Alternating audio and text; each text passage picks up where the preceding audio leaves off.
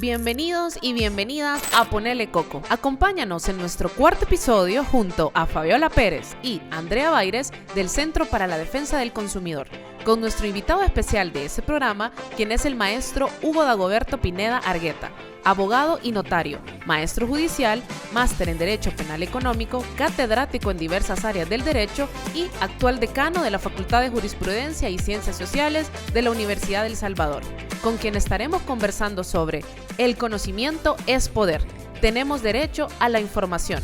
¡Arrancamos!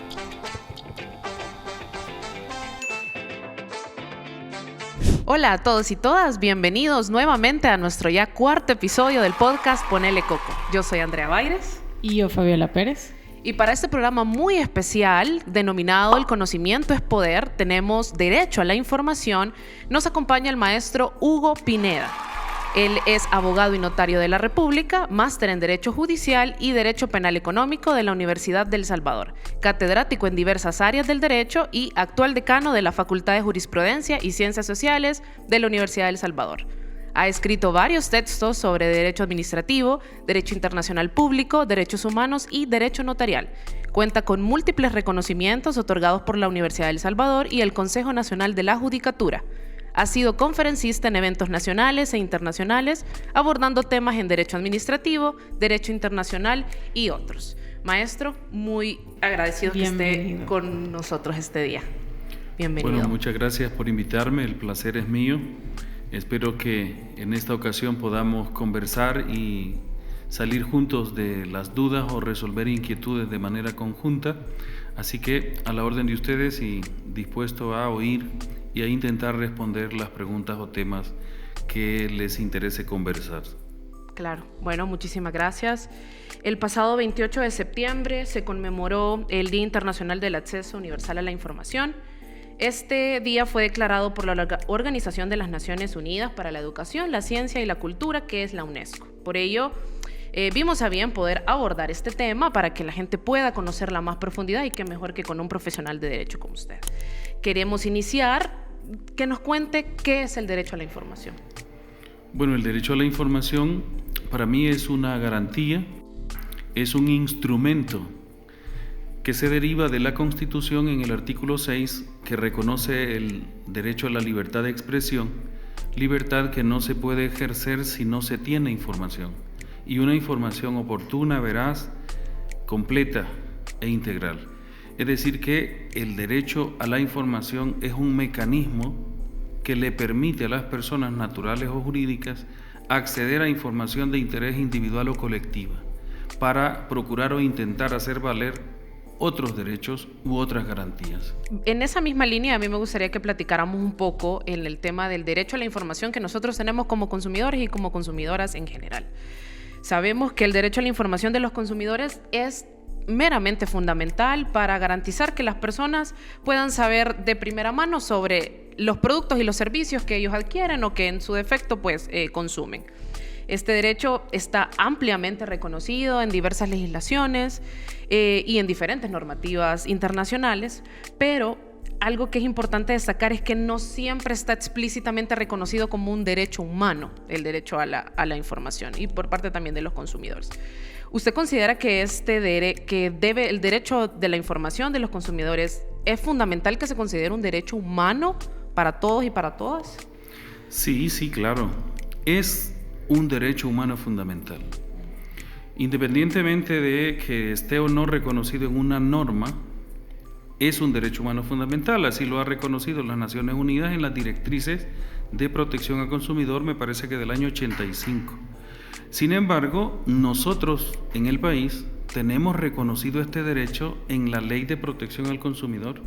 En el artículo 4, me parece, literal C, si no me falla la memoria, ahí se reconoce de forma expresa el derecho de los consumidores de bienes o de servicios a ser informado de forma veraz, oportuna y completa de ciertos elementos o datos relevantes para el que el consumidor tome las decisiones debidamente informado. En la misma Ley de Protección al Consumidor, a partir del artículo 27, se desarrolla de forma interesante este derecho de acceso a la información. Allá plantea obligaciones de carácter general que tienen que cumplir los productores o proveedores de servicios, consignando cierta información que deba de conocer el consumidor para que pueda de esa manera tomar las decisiones adecuadas, si comprar o no el producto, si consumirlo, en fin, hay normas ya expresas que lo reconocen como tal. Incluso el artículo 13 de la Ley de Deberes y Derechos de los Pacientes y Prestadores de Servicios de Salud reconoce el derecho a la información como un derecho. O sea, es un derecho humano fundamental. Claro. Sí que lo es. Claro, y es totalmente importante porque cualquiera pudiera decir no está reconocido como tal, pero como usted nos aclara, es un derecho humano fundamental y que nos engloba a todos y cada uno como usted lo había comentado. Ya que mencionamos el tema de la Ley de Protección al Consumidor, porque estamos hablando del derecho a la información de los consumidores, es el marco, podemos entender que entonces, que es el marco normativo nacional que regula el derecho a la información de los consumidores. No solamente es ese marco, o podemos entender que hay otros diferentes marcos normativos. Hay otros marcos normativos, porque obviamente la Ley de Protección al Consumidor está orientado a proteger consumidores de bienes y de servicios. Mencionaba también la Ley de Deberes y Derechos de Pacientes y Prestadores de Salud, es decir, que hay un ordenamiento jurídico sectorial, segmentado. Sin embargo, la Ley de Protección al Consumidor se aplica a todos los sectores, a todas los, digamos, actividades económicas en donde los agentes económicos o provean, fabriquen o comercialicen bienes o servicios. No hay un ordenamiento jurídico especializado, por decirlo, pero la Ley de Protección al Consumidor se vuelve un ordenamiento jurídico común o general, al que al final habría que acudir si no tuviésemos, como en el caso, una ley de derechos y deberes de los pacientes, que ese es especial para ellos. La ley de consumidor es común para cualquier otra actividad económica. Claro.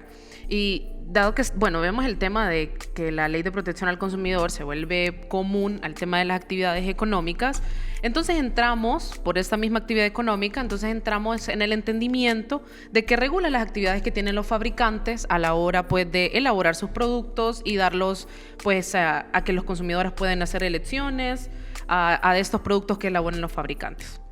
Entonces ellos directamente tienen responsabilidad bajo la Ley de Protección al Consumidor, pero ellos claramente, en base a esta ley, es importante que ellos informen de forma clara a los consumidores los productos que están elaborando, que los fabricantes están elaborando, apegados a la ley.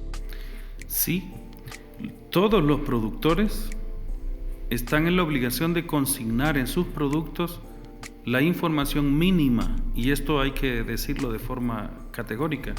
Es información mínima, es decir, que el productor podría generarle o consignar información adicional que considere relevante.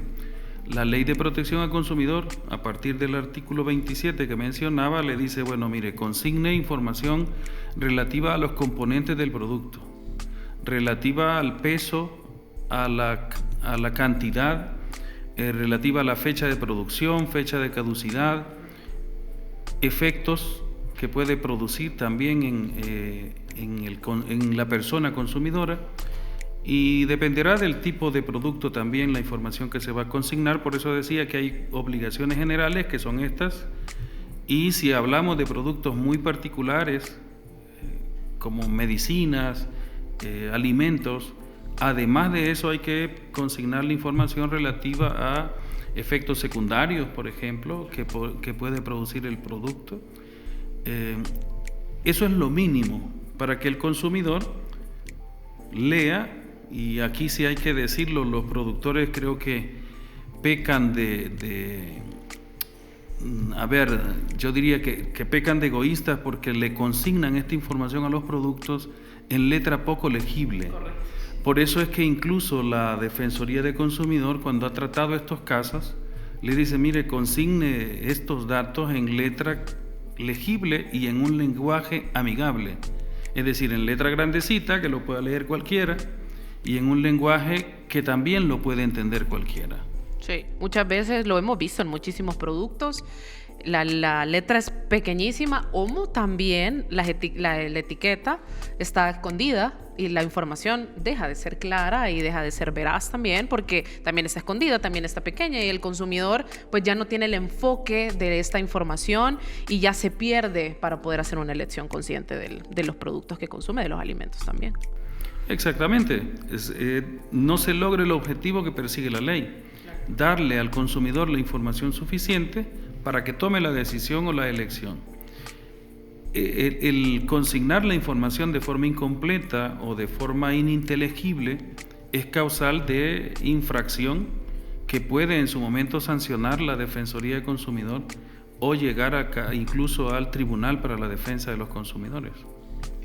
Bueno, partiendo, maestro, del punto que sí es un derecho fundamental el acceso a la información, ¿de qué manera puede contribuir una adecuada información sobre productos alimenticios a proteger el derecho a la salud, por ejemplo? Bueno, sin duda, este derecho a la información vinculado con el derecho a la salud, y ahí usted misma puede constatar que es correcto cuando decía que es un derecho de naturaleza instrumental para poder hacer valer otro. Yo cuido mi salud en la medida que leo en un producto qué componentes tiene y qué efectos produce, por ejemplo, su consumo esporádico o continuado. Ahí puedo yo decidir si tiene algún componente al cual, por ejemplo, soy alérgico o soy intolerante. Es decir, que es fundamental que el productor, en este caso de bienes de consumo, consigne esas características especiales para que el consumidor pueda, además de ver el precio, que pues es lo que principalmente miran los consumidores, Sí. pues vea también cuáles podrían ser los efectos. Es por demás interesante ver una cantidad de publicidad que le hace promesas difíciles de cumplir a los consumidores, que curan cualquier cosa, por ejemplo, o que se logran metas a muy corto tiempo, lo cual en realidad no es cierto. Esa información es información falsa y lleva al consumidor a tomar decisiones inadecuadas y genera sin duda un efecto negativo en su salud.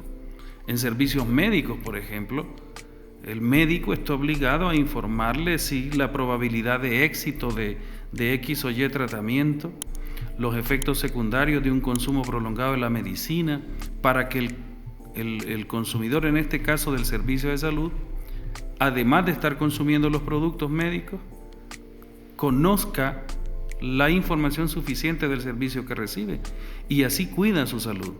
Es decir, que este derecho de acceso a la información pública en tema de salud viene a ser preventivo. Evitaríamos muchas enfermedades que de pronto la gente consume cualquier cosa de forma continuada sin conocer los efectos adversos que puede producir. Sí, bueno, en Centroamérica, maestro, hay un reglamento técnico centroamericano llamado Etiquetado Nutricional de Productos Alimenticios Preenvasados para Consumo Humano para la población a partir de 3 años. Maestro, ¿en qué medida el reglamento técnico centroamericano sobre etiquetado nutricional garantiza que los consumidores en Centroamérica tengan acceso a la información necesaria para hacer elecciones alimentarias informadas, adecuadas, conforme a las directrices de protección del consumidor? Pues no estoy seguro que el reglamento logre este objetivo. Primero porque creo que el reglamento enfrenta severos desafíos y el primero de los desafíos es su publicidad o difusión. Es especializada o muy poca la gente que conoce de la existencia de estas normas. De ahí que lo primero que hay que hacer es difundir su existencia. Y el segundo desafío que enfrenta este reglamento es su propia naturaleza. Es una norma jurídica que nosotros los abogados decimos de derecho de integración, que debería de ser de obligatorio cumplimiento en todos los estados suscriptores de los tratados de integración centroamericana. Sin embargo, los estados se resisten a aplicar de forma uniforme las normas centroamericanas. Entonces, el segundo desafío es lograr ser eficaz. Primero, lograr ser conocido y después ser eficaz, porque las autoridades de todos los estados centroamericanos, más allá del reglamento, acuden a la ley nacional, aduciendo que ellos están obligados a aplicar la ley nacional y se olvidan, por ignorancia o por lo que sea, que ese reglamento forma parte del ordenamiento jurídico nacional y que está por encima de las leyes incluso. Pero tiene enormes desafíos. Yo no creo que el reglamento alcance el objetivo. Sí sé que, por ejemplo, el artículo 4.1 del mismo se refiere a este tema de la información en materia de consumidores, pero los estados no se han puesto de acuerdo en cómo trasladar esa información a los consumidores. ¿Cree que se necesitaría, maestro, una ley de etiquetado frontal de advertencia nutricional para garantizar el derecho a la salud y de los consumidores? Pues en la medida que el reglamento es ineficaz y que los funcionarios de las administraciones nacionales acuden primero a la ley invocando de forma equivocada el principio de legalidad, yo creo que sí, es necesario porque es más fácil conocer una ley local, es más fácil exigirle al funcionario su cumplimiento y obviamente al lograr que una ley se dicte y el funcionario lo aplique, estaríamos alcanzando el objetivo de protección. Las normas al final son herramientas de protección o de tutela a derechos, en este caso a la salud de los consumidores. Creo que valdría la pena trabajar o procurar una ley de etiquetado frontal. ¿Se garantizaría de igual manera la seguridad alimentaria con la implementación? Pues ese es un tema muy amplio que está vinculado al que conversamos, pero la seguridad alimentaria más bien estaría vinculada con la capacidad de producir los alimentos suficientes en nuestro país y que, por cierto, no hay una política de soberanía alimentaria a la que deberíamos de apostarle, porque el país podría enfrentar serias desventajas frente a cualquier estado vecino con el simple cierre de su frontera. Nosotros dependemos en un 65% de los productos que consumimos de los países vecinos. No producimos lo que comemos y entonces no tenemos soberanía alimentaria, no hay. Sin embargo, la salud, en este caso, pues sí, se va a ver favorecida con una ley de etiquetado porque por lo menos los productos que vengan de la región deberán de consignar esa información que le permitirá al consumidor conocer desde su origen, su composición, sus efectos positivos o negativos al consumo. Claro, a mí me gustaría ampliar un poquito más sobre el tema de la ley de etiquetado. Nosotros desde el Centro para la Defensa del Consumidor hemos reiterado y hemos dado mucho énfasis en el tema de la necesidad de la creación y la aprobación de una ley de etiquetado en el país, porque esto ayudará a todos los consumidores, y no solamente los consumidores, sino a toda la gente en general, a poder tomar decisiones más conscientes y mucho más responsables de los productos y de los alimentos que están consumiendo tanto ellos como su familia. Y nace de esta necesidad de que en los productos que conocemos, como mencionábamos por ahí, que la etiqueta está muy escondida, que está muy pequeña y no hay claridad en la información en cada uno de los productos. Y por eso se ve la necesidad, así como muchos países en América Latina que ya implementan una ley de etiquetado, se ve la necesidad de, al implementarla, que los consumidores puedan saberlo de una forma clara, qué es el componente de los productos que están consumiendo, y así poder tomar diferentes decisiones. No se le dice, no hay una prohibición de no lo consuma porque hay un exceso, porque en la ley nosotros vemos que hay octágonos, estos octágonos nos advierten de los excesos que tienen esos productos. Y como repetía, no es un tema de prohibición, pero sí va enlazado con el tema de la información clara que el consumidor debe tener al poder consumir o al poder decidir pues tomar ese producto y adquirirlo, y que los fabricantes también puedan tomar esta conciencia apegado a un cumplimiento de ley para poder implementar en sus productos un etiquetado que sea, como repito, claro para los consumidores. Entonces, se ve la necesidad del nacimiento de esta ley, dada la poca información que se maneja y como usted justo lo mencionó, no se está cumpliendo. Muchos fabricantes no cumplen con el tema de una ley de protección al consumidor e igual con un tema de un reglamento técnico centroamericano también. De que la ley es necesaria, yo creo que sí, para que la gente sepa de forma consciente lo que consume y si decide consumirlo, pues que también sepa los efectos que le produce tal consumo. A mí me encanta, por ejemplo, la afirmación de Costa Rica cuando el resto de países, en el reglamento que ustedes mencionaron, el reglamento técnico centroamericano, excluye a las bebidas embriagantes. Sin embargo, Costa Rica dice, no, para mí sí, yo sí quiero que a la producción de bebidas embriagantes se le consigne esta información. Y ustedes recordarán que los anuncios, la publicidad en este país sobre bebidas embriagantes o cigarrillos, por ejemplo,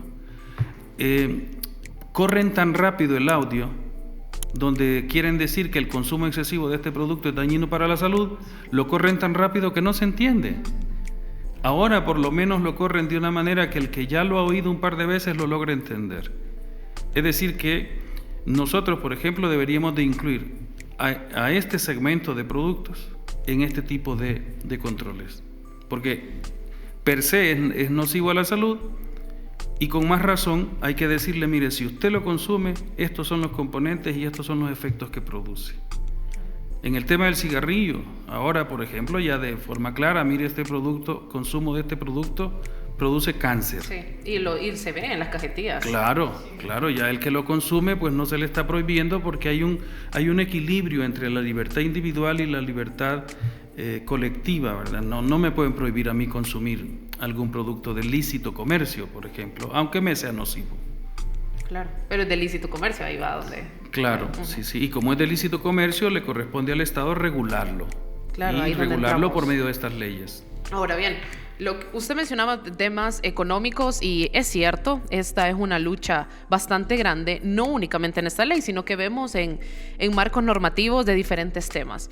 En el tema del etiquetado, la industria alimentaria se opone mucho a este tema y también se opuso cuando entró en vigencia en los otros diferentes países, porque ellos entran en este debate y tienen como estas ideas de, bueno, pierdo producción, pierdo empleos, etcétera, etcétera. Entonces inicia todo este tema y todo este conflicto en un tema económico. Si bien es cierto, sí es importante incluirlo porque no solamente nos quedamos en el tema del consumo ya, sino que hay todo un rol atrás del tema de la aprobación y del tema de toda la regularización de la ley.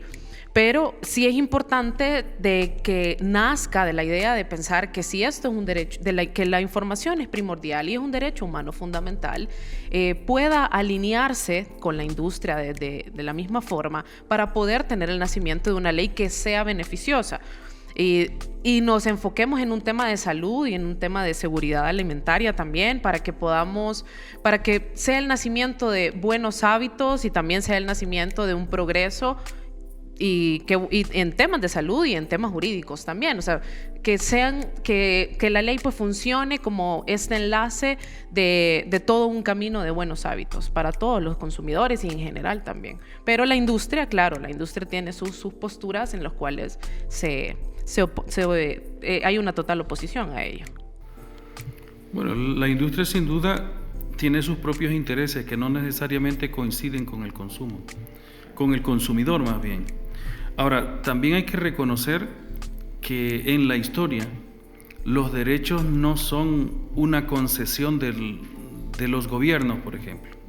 Los derechos humanos son conquista de las luchas sociales, de tal manera que siempre la conquista de un nuevo derecho o la expansión de uno ya existente es siempre producto de una conquista o de una lucha de factores que aparentemente son contradictorios entre sí, pero que en la realidad lo que hay que lograr es que se comprenda que van juntos. O sea, a una industria de productos alimenticios, por ejemplo, no le conviene que se le mueran sus consumidores, más bien le conviene que tengan larga vida y que consuman durante toda su existencia su producto.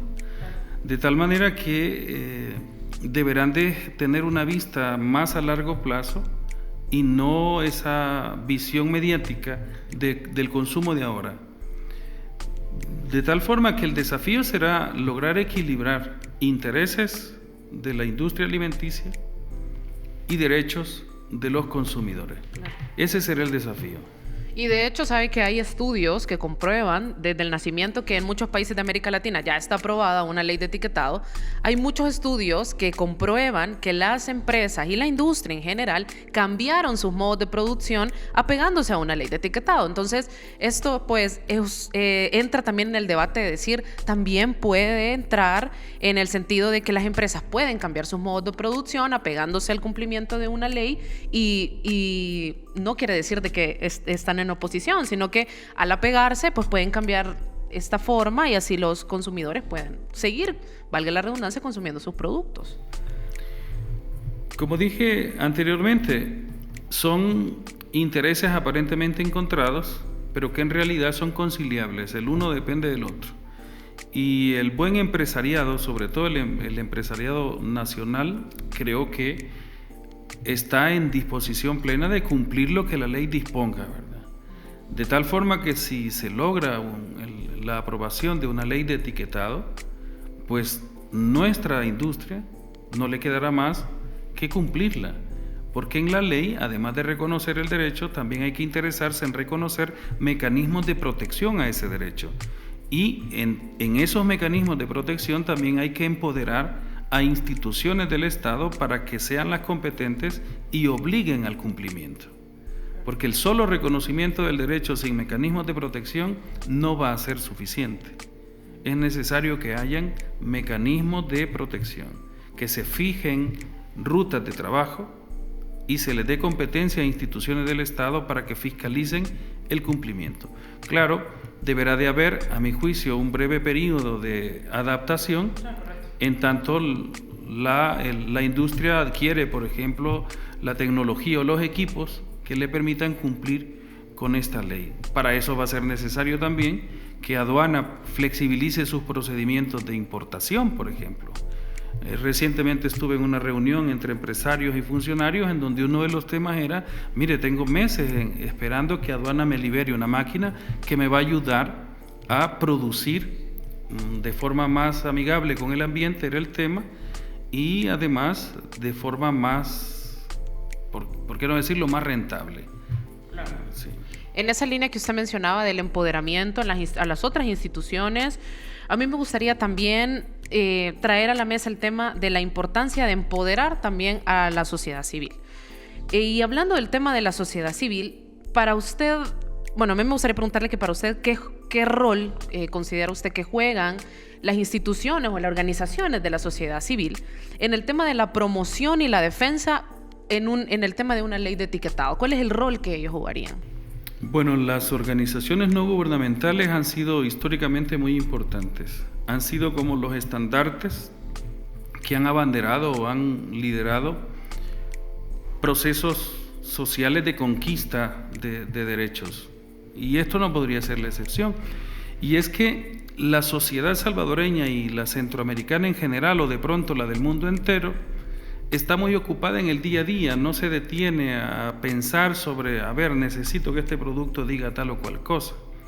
Primero porque lo ve de forma inmediata, segundo porque no tiene tiempo por sus ocupaciones y tercero porque a él más le interesa cuánto vale. Entonces las ONGs en este tema se volverán o se vuelven importantes porque primero hay que difundir el tema, hay que educar a los consumidores, no bastan las campañas de promoción de derechos que hace la Defensoría de Consumidores, hay que educar al consumidor, hay que hacerle conciencia de la necesidad para que luego reconozca que debe de estar atento al dictado de una ley y hasta presionar por el dictado de una ley de esta naturaleza. Así que las ONGs en temas de derechos han sido fundamentales y en este caso pues creo que no será la excepción. Se vuelven importantes para educar y para promocionar y luego para poner la cara, porque la sociedad o los consumidores de forma individual o el ciudadano de manera individual tiene cierto temor frente a las estructuras económicamente importantes o hasta las mismas estructuras de gobierno. Tiene temor poner el rostro. Sin embargo, las ONGs pues se pueden diluir en su misma composición, en su estructura les permite hacerle frente a estos tipos de presiones que la persona individualmente considerada no podría soportar. Claro. Y también no olvidemos que yo considero que es muy importante que mucho de la influencia que se tiene en la aprobación de marcos normativos que actualmente tenemos y en general también nace de la necesidad en la población y que la población se pronuncie ante estos temas y que pueda como darle al Estado la idea de nosotros lo necesitamos y por lo tanto debe aprobarse y exista la necesidad. Entonces, considero que las organizaciones de la sociedad civil juegan un papel muy importante en el tema de representar a la población y en conjunto también un trabajo con la población de poder demostrar esa necesidad que la población tiene. Sí, efectivamente, el tema de la representación de intereses colectivos o individuales se vuelve materializado por medio de las ONGs. Decía, es que una persona individualmente considerada dice, es que no tengo el tiempo o me da temor para acudir a hacer este reclamo. Sin embargo, la ONG abandera ese derecho, esa transgresión, por decirlo de una manera, y procura adeptos, incluso procura financiamiento, porque estos procesos de conquista de derechos también son caros, que la persona individualmente no puede costear. Entonces, sí, reafirmo, las organizaciones no gubernamentales, además de democratizar el ejercicio del poder y de legitimar las decisiones que estos tomen, son un mecanismo de protección a los derechos individuales o colectivos de los consumidores. Derechos que el consumidor por sí solo no puede hacer valer. Por eso es que incluso la Ley de Protección al Consumidor le da representación a las ONGs que están dedicadas a la defensa de derechos de consumidores para que puedan representarlos en los procedimientos administrativos en donde ellos deban de concurrir. Así que sí, es fundamental su existencia. Correcto. Y bueno, así como juegan un rol y un papel muy importante en el tema de la representación de la sociedad civil, estas organizaciones de sociedad civil, como ya lo mencionábamos, tienen diferentes desafíos en el tema, en este tema y en diferentes más. Eso es un hecho. Pero, ¿qué desafíos considera usted que tiene en justo la sociedad civil y las organizaciones de sociedad civil ante una aprobación de una ley de etiquetado? Tienen muchísimos desafíos, pero ¿cuáles considera usted que sean como lo más importante de destacar? Bueno, en principio, el desafío más importante creo que es generar una verdadera conciencia en los consumidores de la necesidad de la norma. Y una vez la norma exista, generarle educación a la población para que la conozca y haga valer los derechos que ahí están. Porque obviamente si nos quedamos a la espera de que la Defensoría del Consumidor a través de sus programas educacionales o nosotros como universidades hagamos nuestro trabajo de incluir estas nuevas normas en los contenidos programáticos de los cursos, por ejemplo, de derechos de los consumidores, pues el universo al que llegamos es tan poco que aunque se reproduzca ese conocimiento es insuficiente. Entonces, las ONGs deberán de montar todo un programa de difusión de la norma y de conocimiento de la misma para que haya un empoderamiento y las personas puedan procurar el cumplimiento de la ley. Procuren el cumplimiento de la ley, eso se vuelve importante.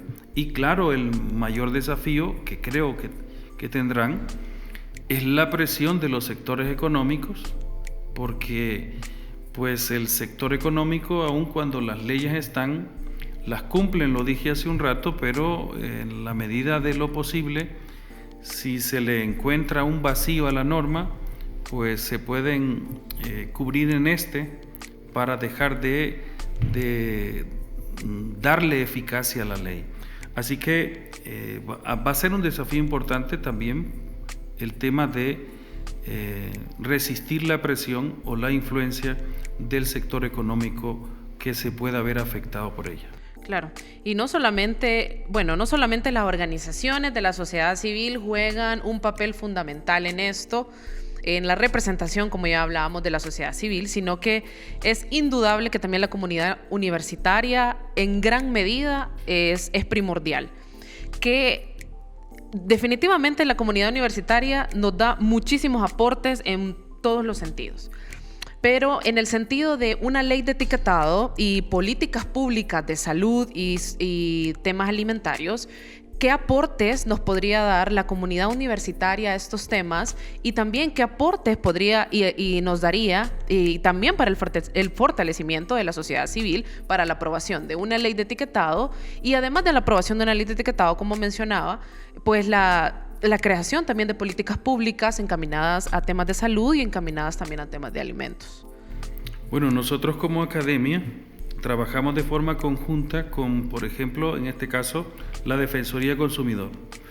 Montamos diplomados abiertos para toda la población universitaria que los quiera llevar, o incluso para la población en general, a fin de que conozcan mínimamente la Ley de Protección al Consumidor, catálogo de derechos, mecanismos de protección, instituciones a donde pueden acudir. Sin duda, en el desarrollo de los cursos, específicamente del derecho de los consumidores, pues se aborda de manera más especializada con los estudiantes de la carrera y se espera que ellos sean agentes de reproducción de lo aprendido. Pero estamos también trabajando en un diplomado de Derecho Sanitario en donde queremos abordar estos temas, porque obviamente la salud está íntimamente vinculada con lo que consumimos. Correcto. Y entonces, sin duda, el tema que estamos ahora conversando me lo llevaré de tarea para incluirlo en este diplomado de Derecho Sanitario que estamos trabajando de forma conjunta con Defensoría del Consumidor, con la Superintendencia de Regulación Sanitaria y otras instituciones para ofrecerlo a la población en general a fin de que conozcan derechos y deberes, por supuesto, porque hay que decirlo también, la persona no solo tiene derechos, tiene deberes. Mis derechos llegan hasta donde comienzan los derechos de ella y los de ella hasta donde llegan los suyos y así. Entonces, la academia también aporta investigaciones sobre temas especializados y estoy seguro que cuando se comience a discutir ya de forma más concreta un proyecto de ley de etiquetado o se apruebe, va a ser objeto de trabajos de investigación, trabajos de grado que en su momento se colocan para que las nuevas generaciones los estudien y sirvan para la construcción de nuevos conocimientos. Así que la academia va a poder aportar propuestas como por ejemplo el más adecuado mecanismo de etiquetado. Por ejemplo, no necesariamente les decía el octágono. Brasil maneja diferente, México creo que está por el octagonal, la FDA en Estados Unidos creo que igual. Entonces, pues una investigación de derecho comparado nos podría dar una ilustración de cuál le conviene más al Salvador adoptar, porque no necesariamente hay que adoptar lo que ya hicieron otros. Y qué importante lo que usted mencionaba, la importancia de ya leyes ya que están aprobadas y leyes ya que tienen una producción en los países, también cómo va de la mano el fortalecimiento que estas leyes puedan tener de los informes o de los estudios que nacen de la comunidad universitaria, porque como usted mencionaba, pues van a haber muchos pues trabajos de investigación en el tema de etiquetado, entonces pues la idea también es de que haya sido un camino fortalecido, un camino jurídico muy fortalecido en el tema de la ley, y no solamente se queda, y también para que la gente también lo tenga claro, no solamente se queden, aprobamos esta ley y se cumple ya, sino que todos los estudios que desde la comunidad universitaria se van haciendo ayudan al fortalecimiento de toda la normativa jurídica y también va abriendo la posibilidad de muchas otras normativas más también. Sin duda, las investigaciones van a generar insumos que servirán o bien para impulsar con mayor eficacia la aplicación de la ley o por qué no decirlo, también una eventual modificación en su momento, porque las leyes no necesariamente deberán de ser permanentes. La norma va reaccionando a los cambios de la sociedad y la investigación, por tanto, como investiga la realidad, la sociedad podrá sugerir, mecanismos más adecuados para regular el tema que ahora nos ha ocupado a nosotros.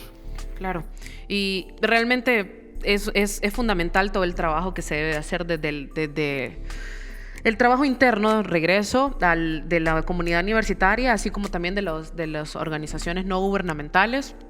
Y usted justo estaba mencionando en apoyo con la Defensoría del Consumidor. Bueno, nosotros como Centro para la Defensa del Consumidor estamos en este tema y en muchísimos más, siempre trabajando en pro de los derechos de la población en general, y creemos fundamentalmente que el apoyo que tenemos desde la comunidad universitaria es enorme y es fundamental, porque así podemos ir construyendo mejores cosas, mejores caminos, y qué mejor que el tema de la ley del etiquetado, porque hemos tenido diferentes reuniones también con estudiantes de carreras de derecho, también de ingeniería de alimentos, nutrición.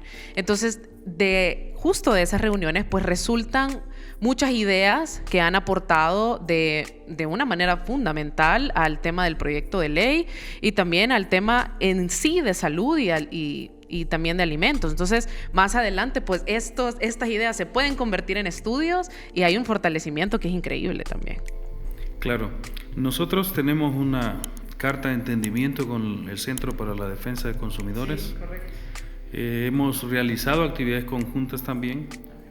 En su momento no sé si todavía es el mismo representante legal de la organización, pero estuvimos planeando algunas actividades en conjunto. Se han realizado algunas, otras estarán en camino.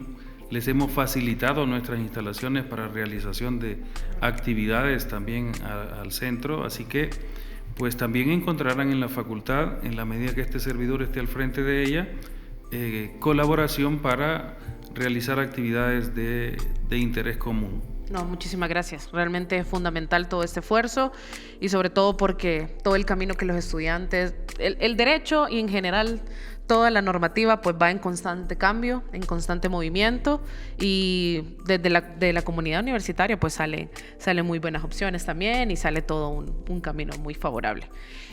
Maestro, yo para ir cerrando este tema que ha sido fenomenal, a mí me gustaría preguntarle, sabemos que se debe de mejorar la legislación, eso estamos claros, pero ¿cómo considera usted que deberíamos de mejorar la legislación actual, la que conocemos en El Salvador, para fortalecer el derecho en la información encaminado a que se cree una ley de etiquetado?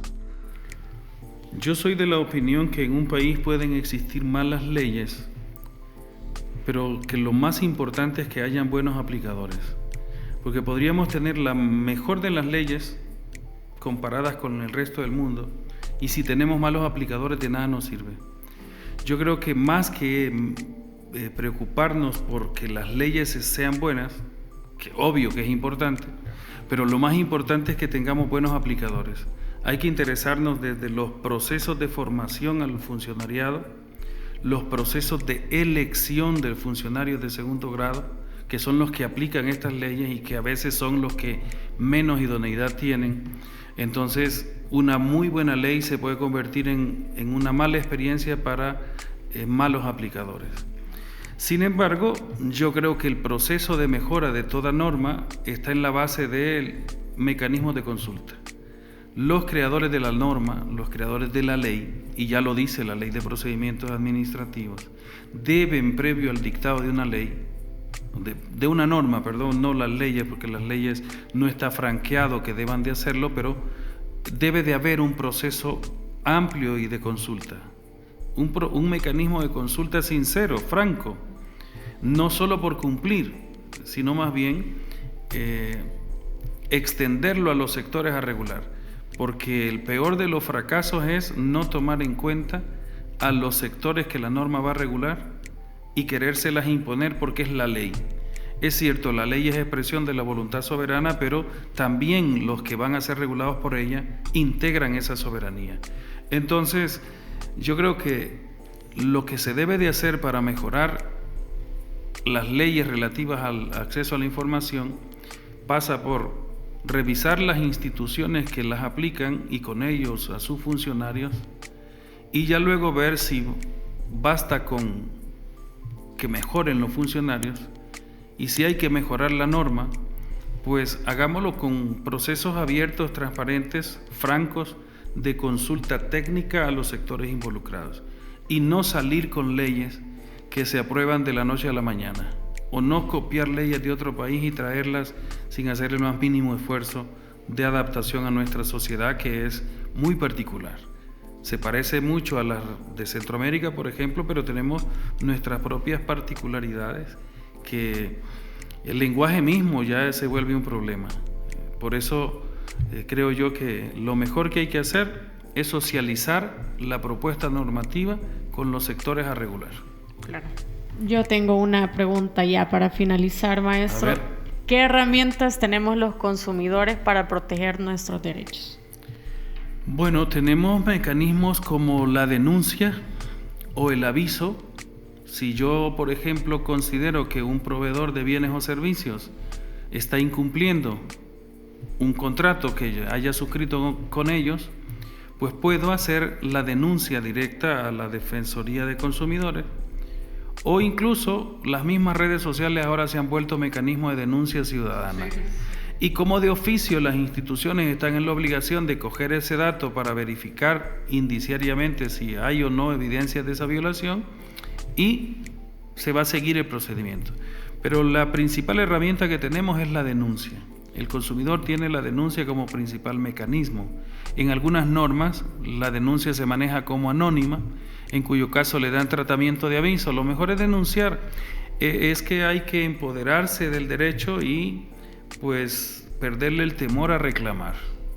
Hay que a veces ser irreverente con estas instituciones que no reaccionan si no se les reclama. Aquí tristemente hay una cultura del reclamo, y entonces el consumidor tiene la denuncia como principal mecanismo. Denuncia institucionalizada o la denuncia pública en redes ahora mismo está muy de moda y funciona. Sí, funciona. Sí funciona, claro. Sí, sí.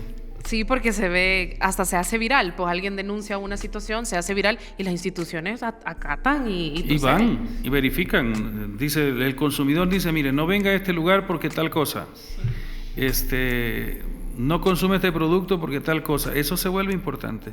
Ahora, claro, recordemos, las denuncias infundadas que afecten derechos de otros también pueden generar consecuencias, ¿verdad? Hay que ser responsable a la hora de denunciar. Claro. Bueno, maestro, un enorme gusto haber tenido aquí con usted. Realmente fue una conversación súper increíble. Fue un tema que creo que no nos alcanzaría realmente, porque de nacen muchísimas otras cosas más. Le agradecemos muchísimo por su tiempo y le agradecemos mucho también por habernos acompañado. No, bueno, el agradecido soy yo, Andrea. Fabiola, gracias por invitarme y pues espero haber contribuido a solventar o a resolver algunas de las inquietudes, y quedo a la orden de ustedes para cualquier otra conversación que quieran tener. Muchísimas gracias. Gracias a usted y gracias por esta clase de Derecho intensiva. Creo que con Andrea nos sentimos como en la universidad de nuevo. Sí, correcto. Sí, así que muchas gracias, maestro, y es bienvenido cuando sea. Muchas gracias. Y gracias totales a todos y todas por habernos acompañado nuevamente en este cuarto episodio del podcast Ponele Coco. Los invitamos a que nos sigan en todas nuestras redes sociales, nos encuentran como Sedes El Salvador, y también que se puedan suscribir a nuestro canal de YouTube para que nos sigan acompañando en el desarrollo de todos y cada uno de los episodios. Recuerden ponerle coco. Nos vemos en la próxima. Chao.